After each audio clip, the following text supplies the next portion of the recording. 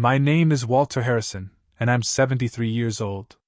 As I sit in my study, looking at the faded photographs on my mahogany desk, I can still remember that December afternoon when everything changed. The snow was falling gently outside the windows of Harrison Industries, the company I'd built from nothing over 45 years. My hands, weathered and spotted with age, trembled slightly as I held the transfer documents. "Dad, just sign here," Margaret said, her voice carrying that impatient edge I'd grown accustomed to over the past few years. My only daughter, my pride and joy, stood beside her husband, Derek Chin, a sharp-dressed investment banker she'd married 5 years ago.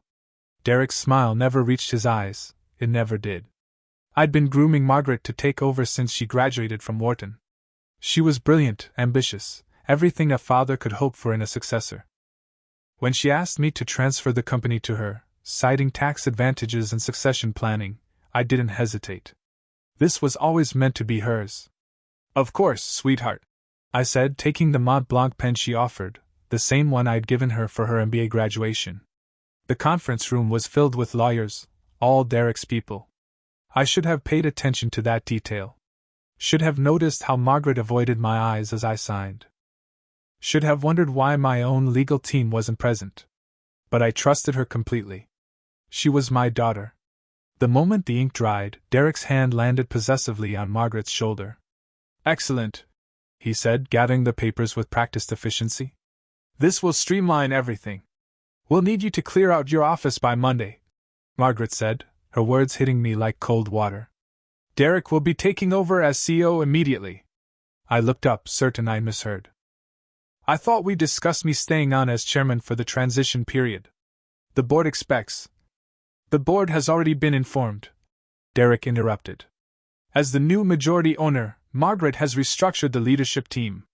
We appreciate everything you've done, Walter, but it's time for fresh blood." Margaret finally met my eyes, and what I saw there made my chest tighten. No warmth, no gratitude, just a cold satisfaction. "It's his now, Dad. You have nothing here anymore." I nodded slowly, the full weight of what had happened settling on my shoulders like a concrete blanket. 45 years of 16-hour days, of missed family dinners, of sacrificing everything to build an empire, gone with a signature. "I see," I said quietly, rising from my chair with as much dignity as I could muster. My knees protested, they always did these days. "Well then, I suppose that's that." Derek was already on his phone, probably calling his investment partners. Margaret was reviewing something on her tablet. Neither of them looked at me as I walked to the door. "Oh, Dad," Margaret called out just as I reached for the handle. "We'll need you to vacate the Westchester house too. It's technically a company asset, and Derek thinks it would be perfect for entertaining clients." The house where she'd grown up. Where her mother had died in my arms 5 years ago. Where every Christmas memory, every birthday, every major moment of our lives had taken place. "Of course," I said, my voice steady despite the storm raging inside me. "I'll make arrangements." As I walked through the halls of my company, Derek's company now, employees avoided my eyes. Word had already spread. The king was dead, long live the king. The moving truck pulled away from the Westchester estate on a gray January morning, taking with it the few personal items Margaret had graciously allowed me to keep. Family photos, some clothes, my father's watch collection, the things that held no monetary value in their eyes but meant everything to me. I stood in the driveway one last time, remembering the day I'd carried Margaret's mother, Elizabeth, across this threshold as a bride. Remembering Margaret's first steps on this very pavement. The ghost of better times haunted every corner of the property. "Mr. Harrison?" The voice belonged to James, my driver of 20 years. Former driver. "I've been instructed to take you to your new residence and then return with the car." Even the Lincoln Town car, it seemed, belonged to the company. The new residence was a modest apartment in Queens that I'd hastily rented with my personal savings. 2 bedrooms, 1 bathroom, a far cry from the 12,000 square foot estate I'd just left. But it would do. It would have to. "Thank you, James," I said as we pulled up to the building. "For everything over the years." His eyes met mine in the rearview mirror, full of unspoken sympathy and anger on my behalf. "It's been an honor, sir. This isn't right, what they're doing." "Perhaps not," I agreed. But it's done. The apartment was sparse, furnished with basics from a rental company. I sat on the unfamiliar couch, surrounded by boxes, and finally allowed myself to feel the full scope of the betrayal. Not just the company, I could have lived with that. But the cruelty of it, the calculated coldness, the complete erasure of everything I'd been from their lives. My phone buzzed. A text from Margaret. Dad, Derek and I have decided it's best if we minimize contact for a while. The transition will be smoother if employees don't see you around. I'm sure you understand. We'll call you on holidays. I stared at the message until the screen went dark. Holidays. My daughter, whom I'd raised alone after Elizabeth's death, who'd been my entire world, was penciling me in for holidays. The next few weeks passed in a blur of unwanted retirement. I'd wake up at 4:30 a.m., my body still programmed for early morning conference calls with Tokyo. I'd make coffee and read the Wall Street Journal, watching for news about Harrison Industries. The first article came 3 weeks after the takeover. Harrison Industries announces massive restructuring, 500 layoffs expected. 500 people. Many of them had been with me from the beginning. I knew their names, their spouses, their children. I'd attended their weddings, their kids' graduations. Now they were being thrown away like outdated equipment. I tried calling Margaret, but her assistant, someone new, someone who didn't know me, informed me that Mrs. Chen was in meetings all day. Mr. Chen, I was told, was traveling. That's when I decided to visit my old friend, Samuel Brennan. Sam and I had started out together in the mailroom of a Wall Street firm 50 years ago. While I'd gone into manufacturing, he'd stayed in finance, eventually starting one of the most successful private equity firms in the country. Walter! Sam embraced me warmly when I arrived at his office. I heard about what happened. I'm so sorry. Don't be, I said, settling into the leather chair across from his desk. I'm not here for sympathy, Sam. His eyes sharpened. Sam knew me well enough to recognize the tone in my voice. What do you need? Information, I said. About Derek Chen. About his investors. About what they're really planning for my company. Sam leaned back, his fingers steepled. That could be dangerous territory, Walter. Derek Chen has connections. The kind of people who don't appreciate scrutiny. I spent 45 years building that company, I said quietly. I'm not going to watch them destroy it without understanding why. And if you don't like what you find? I met his gaze steadily. Then I'll do what needs to be done. Sam's investigator was a former FBI agent named Patricia Morse, a woman in her 50s with sharp eyes and an even sharper mind. She sat across from me in a small cafe in Brooklyn, sliding a thick folder across the table. Mr. Harrison, what I've found is troubling, she began, her voice low despite the ambient noise around us. Derek Chen isn't who he appears to be. I opened the folder, scanning the documents inside. Financial records, corporate filings, a web of shell companies and offshore accounts that made my head spin. He's been planning this for years. Patricia continued. From the moment he started dating your daughter, possibly even before. Derek Chen specializes in what we call corporate raid marriages. He targets family businesses, marries into them, and then systematically strips them for parts. My coffee went cold as I read through the evidence. 3 other companies, 3 other families, all following the same pattern. Romance, marriage, takeover, destruction. What happens to the families? I asked, though I suspected I already knew. Discarded, Patricia said bluntly. In 2 cases, the daughters divorced him once they realized what had happened, but by then it was too late. The companies were already gutted. In the 3rd case. She paused. The daughter stayed with him. She's now completely under his control, financially and emotionally. And Margaret? Is she part of this? Patricia's expression softened slightly. That's harder to determine. But there are some unusual transactions in her account starting about 6 months ago. Large deposits from unknown sources, then transfers to accounts controlled by Derek. It could be coercion, or she's complicit. I finished. I'm sorry, Mr. Harrison. I closed the folder, my mind racing. The daughter I'd raised, whom I'd taught about integrity and honor, was either a victim or a willing participant in this scheme. Neither option was bearable. There's more, Patricia said, pulling out her phone. I have a contact at Harrison Industries. The layoffs are just the beginning. Derek is preparing to sell off the manufacturing division to a Chinese conglomerate, the R&D department to a competitor, and the real estate holdings to various developers. He's literally carving up the company to sell it piece by piece. What about our defense contracts? Harrison Industries had several lucrative contracts with the Department of Defense, manufacturing specialized components for military vehicles. Those are trickier. He can't sell those to foreign entities, but he's planning to spin them off into a separate company that he'll control through a trust. Your daughter won't see a penny from any of it. The irony wasn't lost on me. Margaret had betrayed me for money and power, only to be betrayed herself for the same reasons. Can we prove any of this? I asked. Proving it and doing something about it are two different things, Patricia warned. Derek has been very careful. Everything he's doing is technically legal, if ethically bankrupt. But, she smiled slightly, there are ways to make life difficult for him. Such as? You still have friends, Mr. Harrison. People who remember what you did for them, contracts you helped them secure, careers you helped build.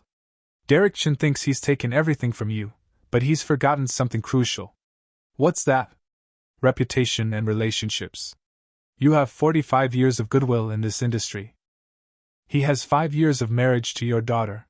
In a fight between those two currencies, I know which one I'd bet on. That night, I sat in my queen's apartment, staring at the investigation folder. The smart play would be to walk away, to accept my fate and try to salvage what was left of my relationship with Margaret. But as I looked at the photos of my employees, people who'd trusted me, who'd built their lives around the stability of Harrison Industries, I knew I couldn't do that. I picked up my phone and scrolled through my contacts until I found the number I was looking for. Robert Steinberg, CEO of Steinberg Defense Systems and one of my oldest business partners. Robert? It's Walter Harrison. I need to discuss something with you. Yes, I know what Derek is planning. That's why I'm calling. How would you like to give Mr. Chin a lesson in why you don't betray the people who built this industry? The conversation lasted 2 hours. By the end of it, the first pieces of my plan were in motion. The Parker Meridian Hotel's private dining room hadn't seen a gathering like this in years. 12 men and women, all titans of American industry, all people whose careers had intersected with mine over the decades. Robert Steinberg sat to my right, Martha Coleman of Coleman Automotive to my left. Around the table were representatives from aerospace, technology, logistics, and finance. Thank you all for coming, I began, standing despite the protest in my joints. I know some of you traveled a long way to be here. Walter, said Thomas Kim, whose semiconductor company I'd helped save from hostile takeover 15 years ago. Just tell us what you need. I outlined Derek's plan, Patricia's findings, and the systematic destruction he intended for Harrison Industries. The room grew progressively quieter as I spoke, faces hardening with each revelation. 500 layoffs are just the start, I continued. Within 6 months, he plans to eliminate another 2,000 jobs. The Riverside manufacturing plant, which employs a third of the town, will be closed and sold to developers for condos. That plan has been there for 30 years, Martha said, her voice tight with anger. My cousin works there. Her whole family depends on that job. Which is exactly why we're here, Robert interjected. Walter, what Derek Chin doesn't understand is that he's not just attacking you. He's attacking all of us. Harrison Industries is a cornerstone supplier for half the companies at this table.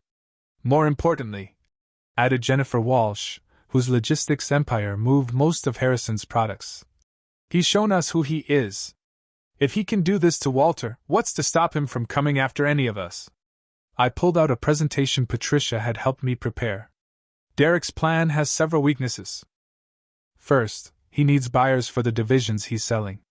Second, he needs continued contracts to maintain cash flow during the transition. Third, and most importantly, he needs Margaret's continued cooperation. You think she'll turn on him?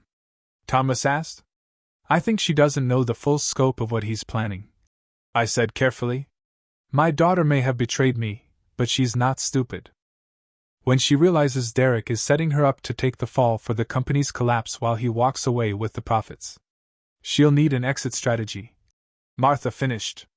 And you'll be there to provide it. Exactly. But first, we need to make Derek's life very difficult.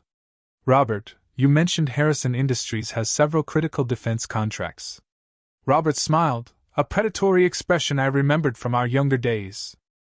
3 contracts, worth about $400 million annually. Contracts that require security clearances and regular audits. It would be a shame if the Defense Department suddenly decided to review Harrison's compliance with ownership disclosure requirements. Especially, Jennifer added, if they discovered that some of Derek's investors have ties to foreign entities that aren't exactly friendly to U.S. interests. I looked around the table, seeing the same determination I felt reflected in every face. I'm not asking any of you to do anything illegal, or even unethical.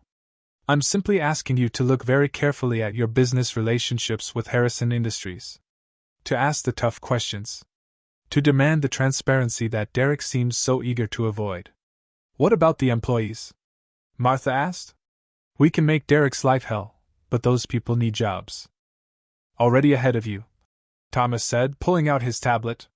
Between all our companies, we could absorb maybe 60% of the workforce if Harrison goes under. It's not ideal, but it's better than nothing. I can take the entire R&D team, said Michael Graves, whose tech company had tried to poach Harrison's researchers for years. I'll make them offers they can't refuse, completely above board. Let's see Derek run the company without any engineers. The meeting continued for 3 more hours, each participant contributing to what was becoming less of a revenge plot and more of a rescue operation. We weren't just going to stop Derek. We were going to save as many people as possible from the wreckage he intended to create. As the meeting concluded, Robert pulled me aside. Walter, you know this is going to get ugly. Derek won't go down without a fight, and Margaret. Margaret made her choice, I said firmly, though the words felt like glass in my throat. But I'll give her one chance to make the right decision. 1. The call came at 6 in the morning, 3 weeks after our gathering. I was already awake, sitting at my small kitchen table with coffee and the morning papers. The caller ID showed Harrison Industries, my old direct line. What did you do?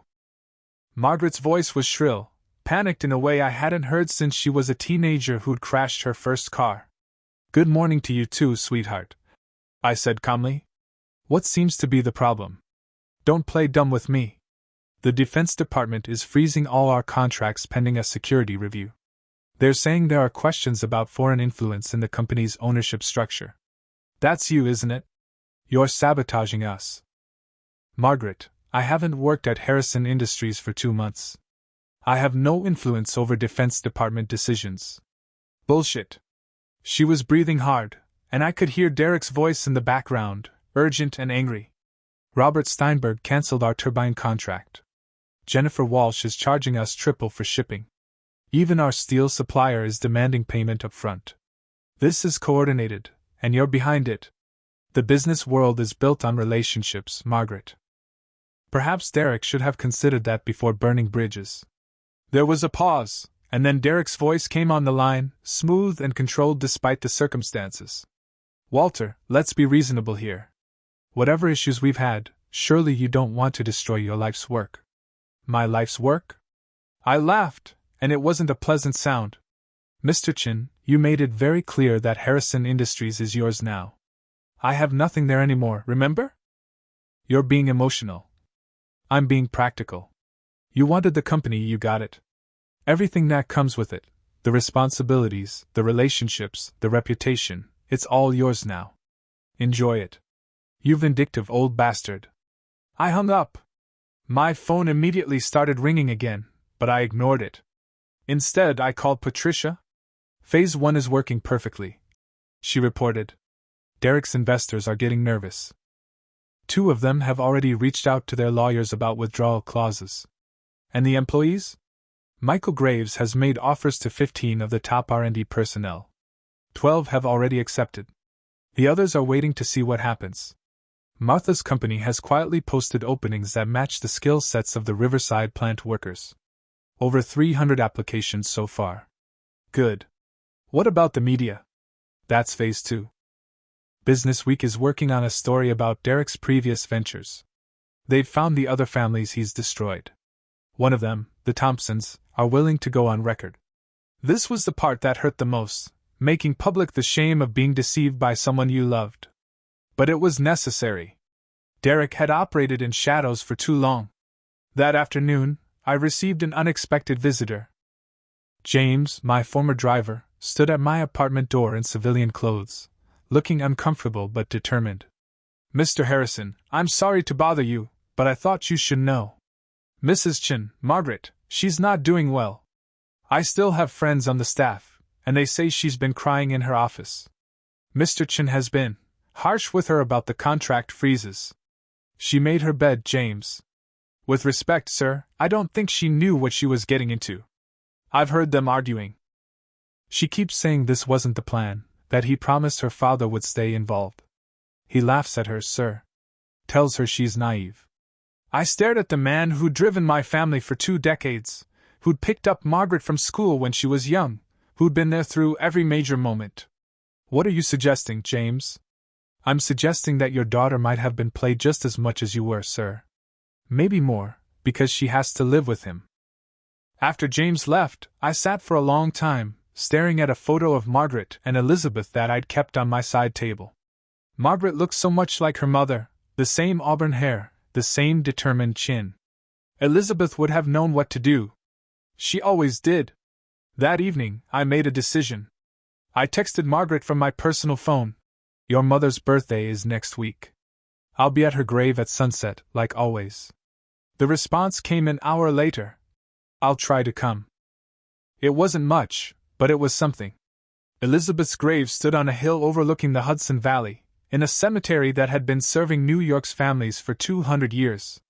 The March sunset painted the headstones gold and crimson as I placed fresh orchids, her favorites, against the marble. "Hello, my love," I whispered, my ritual greeting for these visits. "Our daughter has gotten herself into quite a mess." I heard footsteps on the gravel path and didn't turn around. I knew that gait, had heard it change from the pattering of a toddler to the confident stride of a successful woman. "Hi, Dad." Margaret stood beside me, and I saw she'd been crying. Her usually perfect makeup was smudged, her designer suit wrinkled. She looked like she'd aged 5 years and 2 months. "Hi, sweetheart." We stood in silence for several minutes, both staring at Elizabeth's headstone. Finally, Margaret spoke. "Mom would be so disappointed in me." "Your mother never stayed disappointed in anyone for long. She believed in redemption." "I don't deserve redemption." Margaret's voice broke. "I betrayed you, Dad. I let Derek convince me that you were holding the company back, that your old-fashioned methods were killing our competitiveness. He showed me all these projections, these plans for growth and innovation. He said you'd never let go willingly, that we had to force you out for the good of the company. And you believed him?" "I wanted to believe him. I wanted to prove I could run things better than you. I wanted..." She paused, struggling for words. "I wanted to step out of your shadow." "My shadow?" I turned to look at her. "Margaret, everything I built was for you. It was always meant to be yours. But on your terms, on your timeline," Derek said. She stopped abruptly, her face flushing. "What did Derek say?" "He said you'd never really let go. That you'd always see me as your little girl playing executive. That the only way to truly take control was to cut you out completely." I felt a cold fury building in my chest, not at Margaret but at the man who'd poisoned her against me. "And now? Do you feel in control?" She laughed bitterly. "I'm a figurehead. Derek makes all the decisions. I found out last week he's been moving money to accounts I can't access. When I confronted him, he..." She pulled down her sleeve, revealing bruises on her wrist. The fury turned to ice. "He hurt you. Not physically, not usually. But he grabs sometimes, when he's angry. And he's angry a lot lately, thanks to whatever you're doing to the contracts. Margaret, you need to leave him." "I can't. He's got everything structured so that if I divorce him, I lose the company entirely. There are clauses I didn't even know I was signing. I was so stupid, Dad. So arrogant and stupid." I reached out and pulled her into my arms, feeling her collapse against me as she had when she was small and the world seemed too big and frightening. "You're not stupid. You were targeted by a professional con artist. Patricia Morse found evidence. Derek has done this before. You're not his first victim. She pulled back, eyes wide. What? 3 other companies, 3 other families. This is what he does, Margaret. And now we're going to stop him. How? He controls everything. The board answers to him now. The finances are all in his name, or hidden in shells I can't trace. Do you trust me? She nodded without hesitation. Yes. Dad, I'm so sorry. Apologies later. Right now, I need you to be the actress of your life. Go home to Derek. Pretend nothing has changed. Can you do that? I think so. But what are you planning? Do you still have access to the executive files? The ones in the private server? Yes, Derek doesn't know about those. They're under my mother's maiden name. He never bothered to learn it. Smart girl. Even in her betrayal, she'd kept one card hidden. Good. I need you to download everything, emails, financial records, meeting minutes, everything, and send them to Patricia Morse. I handed her Patricia's card. She'll know what to do with them. This is evidence gathering? For what, a lawsuit? Something better. We're going to give Derek exactly what he wants, a completely hollowed-out company. And then we're going to let him explain to his investors and the FBI why he's left holding the bag. The Business Week article hit like a tsunami 3 days later. The Black Widow of Wall Street, Derek Chen's pattern of destroying family businesses, ran across the cover of their digital edition, complete with photos of Derek with his previous victims. The Thompson family had not only gone on record but provided documents showing Derek's systematic approach to infiltrating and destroying their textile empire. My phone rang within minutes of the article going live. It was Sam Brennan. Walter, Derek's investors are in full panic mode. 2 of them are trying to pull out immediately, and the others are demanding an emergency meeting. My sources say there's talk of a forensic audit. Good. Is everything ready on your end? The acquisition papers are drawn up. The moment you give the signal, we can move. The plan was elegant in its simplicity. Sam's private equity firm would offer to buy Harrison Industries' debt that Derek had been accumulating to fund his lifestyle and pay off his investors from previous schemes. Once Sam controlled the debt, he could call it in, forcing Derek into bankruptcy or forcing him to sell assets to pay it off. But first, we needed Derek desperate enough to make mistakes. Margaret called that evening, whispering, "He's losing it, Dad. He's been on the phone all day with lawyers screaming at everyone. He hit me." "Where?" "My face. I'm in the bathroom with the door locked. He thinks I'm putting on makeup to cover it. Pack a bag small, nothing he'd notice. Hide it in your car. Tomorrow, you're going to call in sick to work and come to my apartment. He'll find me." "No, he won't. Because tomorrow, Derek Chen is going to be too busy to worry about where you are." The next morning, I sat in Robert Steinberg's office as he made the call that would begin Derek's final spiral. "Mr. Chen? This is Robert Steinberg. I'm calling about the defense contracts." "Yes, I'm aware they're under review. Actually, that's why I'm calling. The Defense Department has asked me to take over those contracts immediately." "No, this isn't negotiable. You have 72 hours to transfer all materials and personnel, or you'll be in violation of federal law. You should speak to your lawyers about that. Good day." Robert hung up and smiled. That should keep him busy. Margaret arrived at my apartment at noon, a bruise darkening her left cheek despite the makeup she'd applied. Patricia was already there with her team. "Mrs. Chen," Patricia said formally, "we need to go through everything you've sent us. Some of these transactions, they're not just unethical, they're illegal." "Illegal how?" Margaret asked. "Wire fraud, for starters. Moving investor money through offshore accounts to avoid taxes. Bribing city officials for zoning changes on the Riverside property. And this," Patricia held up a printed email, "is conspiracy to commit securities fraud. He's been artificially inflating the company's value to attract buyers while hiding massive debts." Margaret sank into a chair. "I signed off on some of these." "Am I going to prison?" "Not if you cooperate fully with the investigation," Patricia said. "I've already spoken with the district attorney's office. They want Derek, not you. You're a victim here, manipulated and coerced. The bruise on your face helps establish that pattern. So what happens now? I sat down beside her. Now we wait for Derek to make his final mistake. And he will, because men like him always do when they're cornered. The mistake came faster than expected. Desperate to raise capital to satisfy his panicking investors, Derek attempted to sell the Riverside manufacturing plant without board approval, a clear violation of corporate governance laws and his fiduciary duties. The buyer he lined up was a shell company that Patricia's investigation revealed was owned by Derek himself, allowing him to purchase the property for a fraction of its value and flip it for massive personal profit. He's trying to steal from his own investors now, Patricia explained to the FBI agents who had joined our team. This is a federal crime. Agent Sarah Cole, a no-nonsense woman who reminded me of Elizabeth in her determination, reviewed the evidence with the intensity of a hunter who'd finally cornered her prey. We have enough for arrests, but I want to catch him in the act. Mrs. Chen, would you be willing to wear a wire? Margaret paled but nodded. Yes. Whatever it takes. No, I said firmly. It's too dangerous. He's already shown he's willing to hurt her. Dad, I need to do this. I need to make things right. Agent Cole intervened. We'll have agents nearby at all times. The moment we have what we need, we'll move in. That evening, Margaret returned home, a tiny recorder sewn into her designer handbag. I waited in an FBI van 3 blocks away, my hands clenched so tight my knuckles went white. Agent Cole sat beside me, monitoring the feed. Derek's voice crackled through the speakers. Where the hell have you been?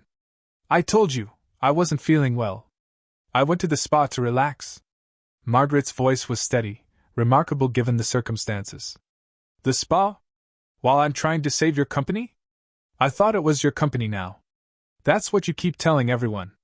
There was a pause, then the sound of footsteps. Don't get smart with me, Margaret. You have no idea what I'm dealing with. Your father has destroyed everything. My father is a retired old man living in Queens. How could he destroy anything? He turned everyone against us. Steinberg, Walsh, all of them. Even the banks won't return my calls now. Maybe if you hadn't fired 500 people. The sound of glass breaking cut through the speakers. Those layoffs were necessary. Just like getting rid of your father was necessary. He was a dinosaur, Margaret. His time was over. Is that what you told Melissa Thompson? And Jennifer Kumar? And Sarah Williams? Silence. Then, dangerously quiet. How do you know those names? I know all about your previous wives, Derek. Your previous victims. Is that what I am to you? Just another company to raid? You stupid bitch. His voice was cold now, all pretense of charm gone. You think you've figured it out? You haven't figured out anything. You were the easiest mark I've ever had. Daddy's little princess, so desperate to prove herself. All I had to do was whisper in your ear and you handed me everything. So it was all a lie? Our entire marriage? Derek laughed, an ugly sound. What did you think? That I loved you? You're a means to an end, Margaret. A particularly profitable one, or at least you were until your father decided to play hero. And what happens to me now? Now that the company is failing? Now you're going to sign these papers transferring your remaining shares to me. Then you're going to have a tragic accident. The grieving widower will collect the insurance and disappear before the feds figure out what happened. Agent Cole was already on her radio. All units move in. Now. But I was already out of the van, running despite my protesting joints, my heart pounding with fear for my daughter. I heard the sirens, saw the FBI agents converging on the house, heard the shouting and commotion. Then I heard the gunshot. The world stopped. That single gunshot echoed in my ears as I pushed past FBI agents, desperate to get to my daughter. Agent Cole tried to hold me back, but I shoved forward with strength born of paternal terror. Margaret! Margaret! I burst through the front door to find a scene I'll never forget. Derek was on the floor, blood spreading from his shoulder, screaming curses. Margaret stood over him, holding my father's antique Colt. .45, one of the few things she'd let me take from the house, which she must have hidden here for protection. I'm okay, Dad, she said, her voice eerily calm. He came at me with a knife when he heard the sirens. I'm okay. The FBI agents quickly secured Derek, who was alternating between threats and pleas as the paramedics worked on his shoulder. It was a clean shot, through and through, non-fatal but enough to stop him. "You shot me! You crazy bitch, you shot me!" Derek screamed.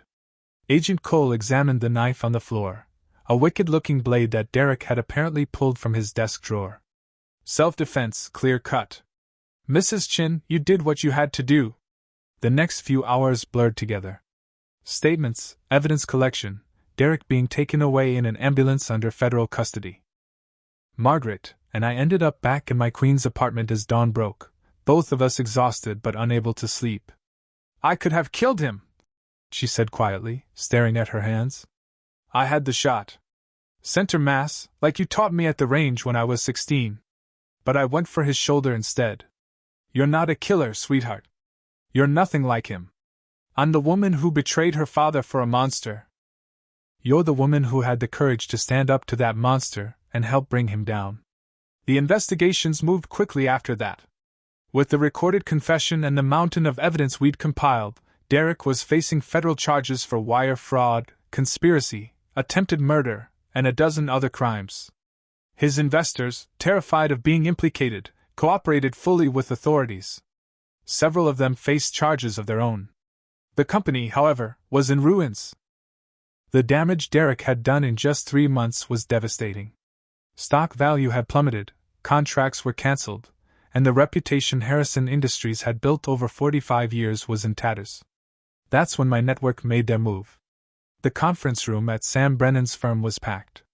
My old colleagues had assembled once more, but this time, Margaret sat beside me. "The situation is this," Sam began. "Harrison Industries is essentially bankrupt. The debts Derek accumulated, combined with the loss of contracts and the legal fees, have drained the reserves. In 2 weeks, the company will be unable to make payroll." "How many employees are left?" Margaret asked. "About 3,000, Martha replied. "The ones who couldn't find other jobs or who stayed out of loyalty. 3,000 people who trusted us," Margaret said, her voice heavy with guilt. "Which is why we're here," Robert interjected. "Walter, Sam has a proposal." Sam pulled out a presentation. "A consortium purchase. All of us together buy Harrison Industries out of bankruptcy for pennies on the dollar. We restructure it, essentially creating a new company from the ashes." "The employees?" I asked.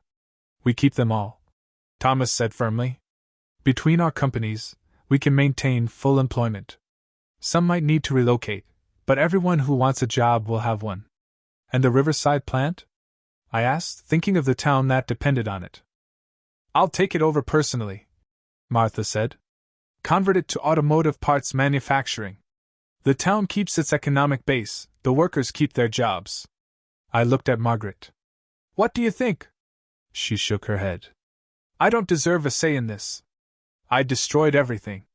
"No," Jennifer Walsh said unexpectedly. "Derek destroyed everything. You were a weapon he used, but you were also a victim. The question is, what are you going to do about it now?" Margaret straightened, and I saw a glimpse of the woman I'd raised, the fighter, not the victim. "I want to help rebuild. Not as CEO, not as anything senior.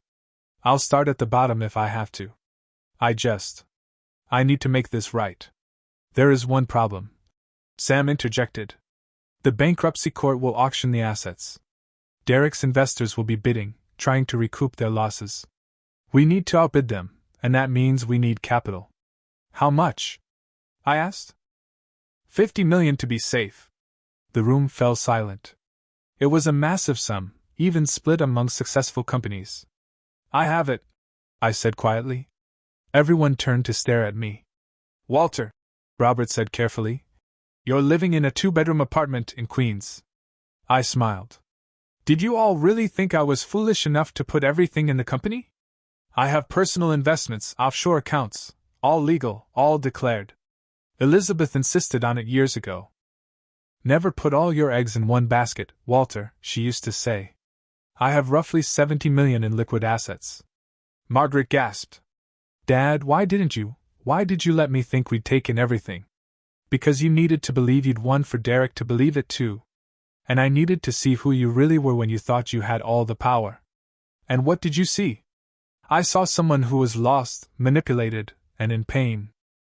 I saw my daughter, who needed her father's help even if she didn't know how to ask for it. Margaret broke down crying then, and I held her as I had when she was young and the world seemed too big and frightening. The plan was set. We would bid for Harrison Industries at the bankruptcy auction, rebuild it from the ground up, and create something even better than what had been destroyed. The federal courthouse in Lower Manhattan was packed for the bankruptcy auction.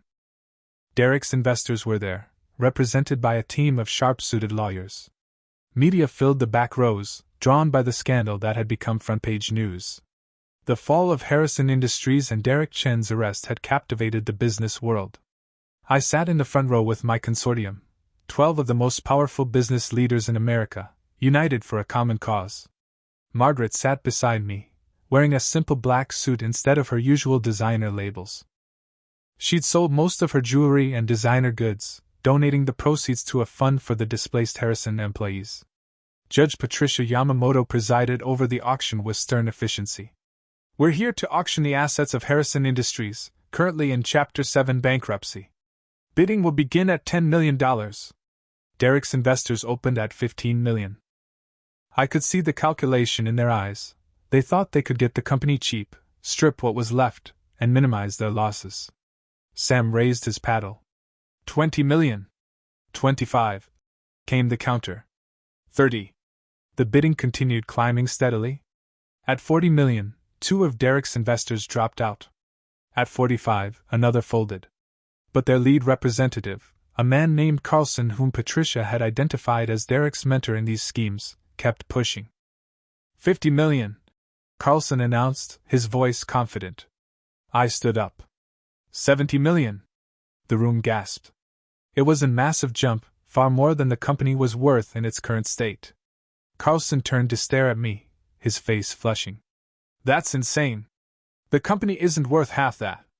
To you, maybe, I said calmly. But then, you only see numbers on a spreadsheet. I see 3,000 families who need their jobs. I see a town in Riverside that depends on that plant. I see 45 years of innovation and excellence that can be rebuilt.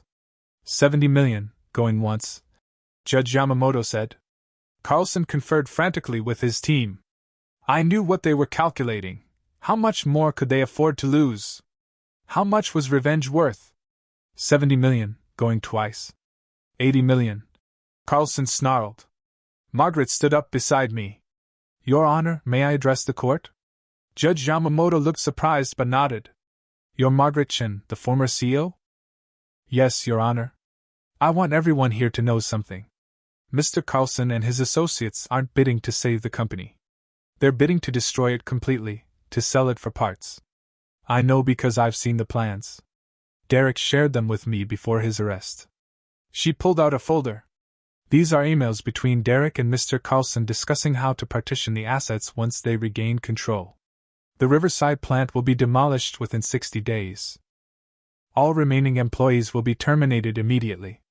That's privileged information. Carlson shouted. Actually, Agent Cole said from the back of the room, it's evidence in a federal investigation. Mrs. Chen provided it to us voluntarily. Judge Yamamoto reviewed the documents, her expression hardening. While this is disturbing, it doesn't affect the auction. Mr. Harrison, do you wish to counter? I looked at Carlson, seeing the desperation in his eyes.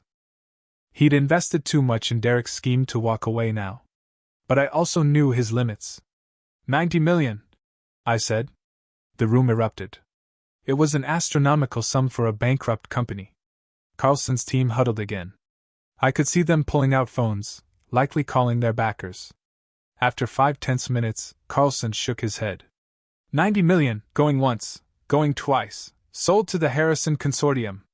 The gavel came down, and I felt 45 years of tension leave my shoulders. We'd done it. We'd saved Harrison Industries. 6 months later, I stood in the Riverside plant watching the production line hum with activity. Martha had been true to her word, converting part of the facility to automotive manufacturing while maintaining the defense contracts in a separate, secured section. Employment was actually up by 10% from pre-crisis levels. Mr. Harrison! I turned to see Maria Santos, a floor supervisor who'd worked at the plant for 20 years. She was one of the 500 Derek had laid off initially, but we'd hired her back with a promotion. Maria, how's your daughter? Still at Cornell? Graduating next month, thanks to the education fund the new board set up. She wants to come back and work here, in engineering. We'll be lucky to have her. This was happening across the company. The consortium had invested not just in equipment and infrastructure but in people. Training programs, education funds, employee ownership plans. We were building something new while honoring what had come before. Margaret approached, wearing safety gear and carrying a tablet. She'd started as an assistant floor manager, insisting on learning the business from the ground up. The workers had been suspicious at first, but her genuine remorse and tireless work ethic had slowly won them over. Dad, the quarterly reports are in. We're actually turning a profit. Already? Small, but growing. The defense contracts are stable, Martha's automotive division is exceeding projections, and the new R&D team has 3 patents pending. We walked to my office, my old office, though I'd officially retired, serving only as an advisory chairman. The new CEO was Jennifer Walsh's protégé, a brilliant young woman named Amanda Price who understood both business and people. Any word from the lawyers? I asked. Derek's trial starts next month. He's looking at 20 to 30 years. His investors are all taking plea deals, testifying against him. And the divorce? Finalized last week. I got nothing, which is what I deserve. Margaret. No, Dad. I need to earn my way back. The consortium agreed to give me a salary and the chance to prove myself. That's more than I had any right to expect. I studied my daughter. The entitled princess who'd walked into my office that December day was gone. In her place stood a humble but determined woman who understood the weight of responsibility. Your mother would be proud of who you're becoming, I said softly. I hope so. I have a lot to make up for. We all make mistakes, sweetheart. It's what we do after that defines us. That evening, we held a company barbecue at the Riverside plant. Thousands of employees and their families filled the grounds. Children played on bounce houses while their parents shared stories of survival and renewal. The consortium members mingled freely, no longer the distant titans of industry but partners in something greater. Robert Steinberg found me standing apart, watching the celebration. You did it, Walter. You saved them all. We did it, I corrected. And we didn't just save them. We gave them a future. What about your future? You've got your company back, your daughter is finding her way. What's next for Walter Harrison? I thought about it, watching Margaret help serve food to employees' children, seeing the gratitude and joy on faces that had been marked by fear just months ago. I'm going to do what I should have done years ago. Trust the next generation to lead while I enjoy what time I have left. Maybe travel, see the places Elizabeth always wanted to visit. And Margaret? She'll find her way. She's her mother's daughter, stronger than she knows. The federal courthouse was a circus when Derek's trial began. Media from around the world had descended to cover what they were calling the Black Widow trial. I sat in the gallery's front row, there to support Margaret, who would be testifying. Derek entered in shackles, wearing a cheap suit instead of his usual designer attire. His shoulder had healed, but he moved stiffly. Prison had not been kind to him. His perfectly styled hair was now gray at the temples, his smooth charm replaced by a hollow desperation.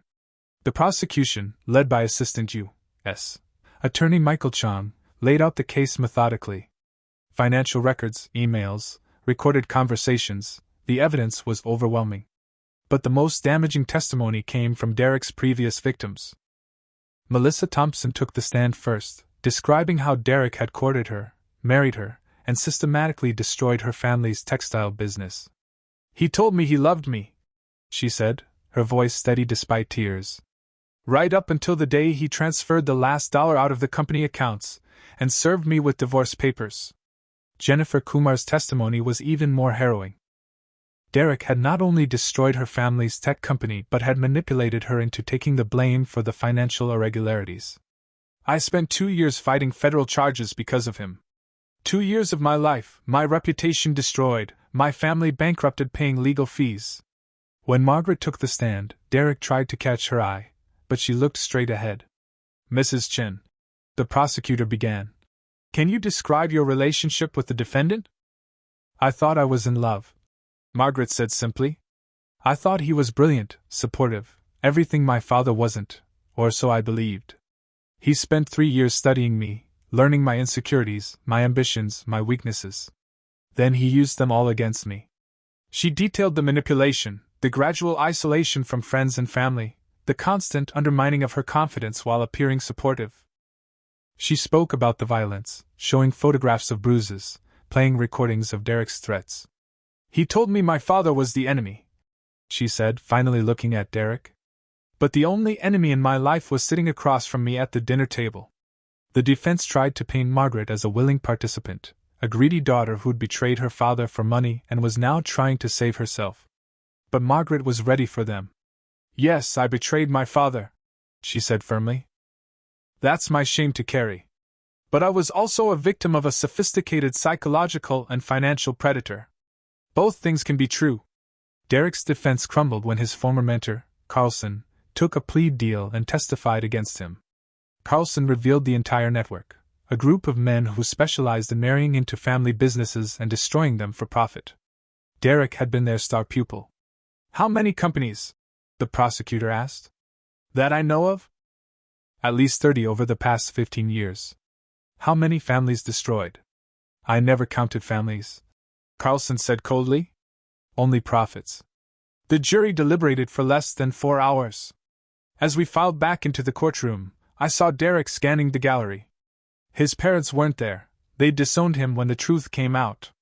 His investors had abandoned him. He was alone. On the count of wire fraud, we find the defendant guilty. On the count of conspiracy to commit securities fraud, we find the defendant guilty. On the count of attempted murder, we find the defendant guilty. The charges went on, 18 counts in total, all guilty. Derek's face never changed, maintaining that eerie calm that had served him so well as a predator. But his hands shook as they led him away. Judge Yamamoto scheduled sentencing for the following month. Given the federal sentencing guidelines and the number of victims, Derek was looking at 30 to 40 years. He would be in his 80s before any possibility of release. Outside the courthouse, Margaret and I stood before the media. Ms. Harrison, a reporter called out. She'd legally returned to her maiden name. How does it feel to see your ex-husband convicted? It feels like justice, Margaret said carefully. Not just for me, but for all the families he destroyed. For all the employees who lost their jobs, for all the communities damaged by his greed. Mr. Harrison, you lost everything and got it back. What's your takeaway from all this? I thought carefully before answering. That trust isn't weakness, but betrayal isn't strength either. That sometimes the greatest revenge isn't destruction, it's rebuilding. It's showing those who tried to break you that you're unbreakable. What's next for Harrison Industries? Growth, I said simply. Innovation. Taking care of our people. The same things we've always stood for, just with hard-won wisdom about protecting what matters. As we walked away from the courthouse, Margaret linked her arm through mine. Dad, there's something I need to tell you. What's that? Amanda Price offered me a promotion. Deputy Director of Operations. She says I've earned it. And? I wanted to ask your opinion. I stopped walking, turning to face my daughter. My opinion is that you've learned more in the past year than most people learn in a lifetime. You've shown courage, humility, and resilience. Take the promotion, Margaret. You've earned it. Even after everything? Especially after everything. We're not defined by our failures, sweetheart. We're defined by how we rise from them. That evening, I visited Elizabeth's grave alone, placing fresh orchids against the headstone. She's going to be okay, Liz, I whispered to the stone. Our little girl is going to be just fine. She fell hard, but she got back up. Just like you always said she would. Just like you taught her. The wind rustled through the cemetery trees, and for a moment, I could almost hear Elizabeth's voice. Of course she is, Walter. She's our daughter. She was always stronger than either of you knew. 5 years have passed since that December day when I signed away my company. 5 years since my daughter looked me in the eye and told me I had nothing. In those 5 years, everything has changed, and yet the important things remain the same. Harrison Industries is thriving. The consortium approach has made us stronger than ever. We're not just one company anymore, but part of an interconnected network of businesses that support and strengthen each other. Employment is up 40% from pre-crisis levels. The Riverside plant has expanded twice. Our R&D division has launched 3 revolutionary products that are reshaping the defense industry. Margaret is the Chief Operating Officer now, having worked her way up through merit and determination. She arrives first and leaves last, knows every employee by name, and has implemented programs that have made Harrison Industries one of the best places to work in America. The girl who once saw the company as her birthright now treats it as a sacred trust. She married again last year, a good man, a teacher named David who couldn't care less about corporate politics or money. They're expecting their first child, a daughter they plan to name Elizabeth. She won't inherit the company, Margaret told me when she announced the pregnancy. She'll have to earn it, if she wants it at all. And if she doesn't, that's fine too. I want her to know she's loved for who she is, not what she might inherit. Derek is serving his 35-year sentence in federal prison. He writes to Margaret occasionally, letters full of manipulation and false remorse that she burns unread. His network of predators has been largely dismantled, though we know others are out there, circling other family businesses, looking for weakness. That's why I spend my remaining time differently now. Along with the other victims of Derek's schemes, we've established the Family Business Protection Foundation. We educate family-owned companies about predatory practices, help them structure their businesses to prevent hostile takeovers, and provide support to families who've been targeted. You're turning your pain into purpose, Amanda Price told me at our last board meeting. It's the only thing that makes sense, I replied. Today, I'm standing in my old office, my new office, really, since I've returned as Chairman Emeritus. It's a largely ceremonial role, but it allows me to mentor young executives and share the wisdom that comes from surviving betrayal and rebuilding from ashes. Margaret knocks and enters, visibly pregnant now, glowing with the life growing inside her. Dad, the senator is here for the ceremony. Ah yes, the ceremony. Harrison Industries is being recognized by the Department of Commerce for our contribution to American manufacturing and job creation. It's a validation of everything we've rebuilt. I'll be right there, I tell her, then stop her as she turns to leave. Margaret? Yes, Dad? I'm proud of you. Your mother would be too. She tears up, pregnancy hormones, she claims, though we both know better. I love you, Dad. And I'm sorry, still sorry for. No more apologies, I interrupt. We've moved past that. We're building the future now, not living in the past. The ceremony is held in the main manufacturing floor, transformed for the occasion. Thousands of employees and their families fill the space. The senator speaks about American resilience, about companies that refuse to die, about the importance of protecting American jobs. But I'm only half listening. I'm watching the faces in the crowd, Maria Santos and her daughter, now one of our leading engineers. James, my former driver, who we hired back as head of logistics. The hundreds of employees who stuck with us through the darkest times and the thousands more who've joined us since. Then I look at Margaret, one hand on her pregnant belly, the other holding David's hand. She's scarred but not broken, wiser but not cynical, strong in ways she never could have been without experiencing failure. The senator calls me to the podium to accept the award. As I walk forward, my joints don't ache the way they used to. Perhaps purpose is the best medicine for old age. Ladies and gentlemen, I begin, looking out at the sea of faces. 5 years ago, Harrison Industries nearly died. We were betrayed, hollowed out, and left for dead. But we learned something important. A company isn't buildings or bank accounts or stock prices. A company is people. And people, when they stand together, are unbreakable. The applause is thunderous, but I raise my hand for quiet. We also learn that revenge isn't about destroying those who hurt you. Real revenge, the best revenge, is success. It's taking the ashes of what was burned and building something better. It's showing those who tried to break you that you're not just surviving, you're thriving. I hold up the award, a crystal eagle with its wings spread wide. This doesn't belong to me. It belongs to every person who believed we could rebuild. Every employee who stayed when leaving would have been easier. Every partner who stood by us when standing alone would have been safer. This is yours. As I step down from the podium, Margaret meets me halfway, embracing me as the crowd continues to applaud. We did it, Dad, she whispers. No. I correct her, thinking of Elizabeth, of the legacy we're leaving for the granddaughter who will soon enter this world, of the company that will outlive us all. We're doing it. Present tense. Because the work never ends. We just get better at it. Later that evening, I sit alone in my apartment. I never did move to anything bigger, finding comfort in the simplicity. On my table is a letter I've been writing to my unborn granddaughter, to be opened on her 18th birthday. Dear Elizabeth. By the time you read this, you'll have heard the story of how your mother and I nearly lost everything and found something better in the process. You'll know about betrayal and redemption, about failure and recovery. But here's what I want you to really understand, power isn't about what you can take from others. It's about what you can build with them. Strength isn't about never falling.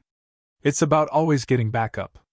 And family, real family, isn't just about blood. It's about the bonds forged in the hardest times, the trust rebuilt after betrayal, the love that survives even the deepest wounds. Your mother learned these lessons the hard way. I hope you can learn them the easier way, through our stories rather than your own scars. But if you do fall, if you do face betrayal, if you do lose everything, remember this: you come from people who rebuild. You come from survivors. You come from love that endures. Never let anyone tell you that you have nothing. As long as you have courage, integrity, and the willingness to stand back up, you have everything. With all my love and hope for your future. Grandfather Walter. I seal the envelope, write Elizabeth's name and future date on it, and place it in my desk drawer. Someday, she'll need these words. But tonight, I simply sit back and think about the journey that brought us here. My daughter once told me I had nothing left. She was wrong. I had everything that mattered, the wisdom to know who to trust, the friends who stood by me, the strength to rebuild, and the love that survives even betrayal. And in the end, that was my revenge, not destroying those who hurt me, but building something they could never tear down, a legacy of resilience, a family redeemed, and a company that stands for more than profit. The snow is falling outside my window, just as it was that December day 5 years ago. But this time, it doesn't feel like an ending. It feels like a beginning.